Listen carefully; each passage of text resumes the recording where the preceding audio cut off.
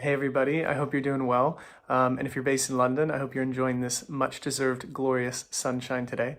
I wanted to do a video to discuss the importance of sugar in the kombucha fermentation process. A question that we get asked frequently is, kombucha is this healthy drink, so why does it contain sugar? Can you make kombucha without sugar? And the short answer is no, you can't. Sugar is an integral part of the fermentation process. So I'm just going to talk through the reasons for why that is. Then I'm going to talk about the sugar that we use and the sugar that we recommend that you use if you're brewing at home or you're even looking to scale up commercially. So sugar is an integral part of the fermentation process because it's essentially the food or the fuel, as we like to call it, for the yeast. So what happens during the fermentation is the yeast gobbles up the sucrose that is in the sugar and it splits it. It burps it back out, as we like to say, into fructose and glucose. And then in this symbiotic relationship, the bacteria consumes the fructose and converts that into acetic acid, and it converts the glucose into gluconic acid, which are those two sour flavors that you get in kombucha, that sort of vinegary tang and that sort of sour, appley, fruity flavor from the gluconic acid, which, by the way, is naturally found in grapes and apples. Therefore, you find it in wines and ciders. That's why kombucha has that complexity. So in the fermentation process, sugar is an essential component, and there's really no way around that. Some people do ask, though, can you use stevia, or can you use erythritol, or can you use other forms of natural sweeteners that aren't sugar? And unfortunately you can. It just doesn't work in that way. They don't ferment.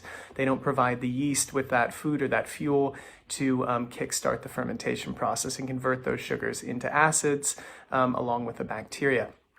So some people also ask us, can you use something, less refined, something like coconut sugar or date sugar and stuff like that? And you can, but we've tried it and we've seen it many times before with friends of ours and other brewers who have struggled massively because there's so many minerals in those types of sugars. If you look at them, they're quite dark, they're quite granulated, large granules, that the minerals in there can actually disrupt the fermentation process and confuse the yeast. So if you are brewing, what we recommend you use is, number one, organic. Number two, cane sugar or beet sugar. Both of those will work. We prefer the taste of cane sugar. We think it's higher quality.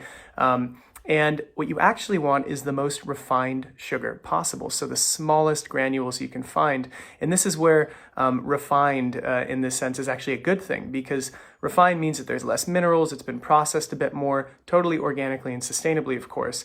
And then it becomes much more able to fuel that yeast, and the yeast is able to gobble it up quickly and efficiently and convert it into the fructose and glucose for the bacteria then to consume and convert into the acids. So really the sugar is this component that's needed to move through the yeast rather than something that is meant to just flavor the kombucha with. Of course, what you're left with is residual sugar, but the majority of the sugar that's left in a finished, properly fermented kombucha, as long as you're not adding sugar after the fermentation process, which we at Jar never do, except in the case of fruit juice, then what you're going to be left with is actually mainly glucose with some fructose. And glucose is the most readily available source of energy for the human body.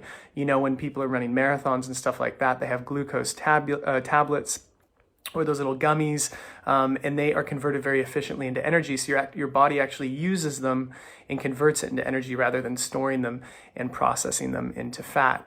So glucose is actually something that we really use, especially if you're active. And we certainly find that a lot of active people, runners, cyclists, doing yoga, dancing, anything at all where there's movement involved in your burning energy, kombucha actually works really well for pre-workout or post-workout in terms of recovery. It's a really good way of getting glucose back into your system. So the sugar that we use is, it's a Brazilian cane sugar. It's by a company called Global Organics. And they've partnered with the Native Green Cane Project, which is this incredible sustainable agriculture project in Brazil. And what they've created is a completely carbon neutral, organic, and fair trade cane sugar, which is shipped around the world. And I can send you the details if this is something you're interested in. They sell it in smaller volumes if you want to brew at home. They also sell it to commercial breweries around the world. And I know a lot of breweries here in London as well as across Europe use this same cane sugar because it's just the best quality, it's the best price, and it's an extra fine granulated cane sugar. So it's blonde, it's very, very fine granules, and it is the perfect fuel or food for the SCOBY, for the yeast in particular. So if you want any more details on that particular brand and the type of cane sugar we use, I can provide that. So just send me a message on Instagram and I can shoot that over. But I hope this answers some of your questions about sugar in the fermentation process and its importance when it comes to kombucha. Hope you guys are well. Thanks.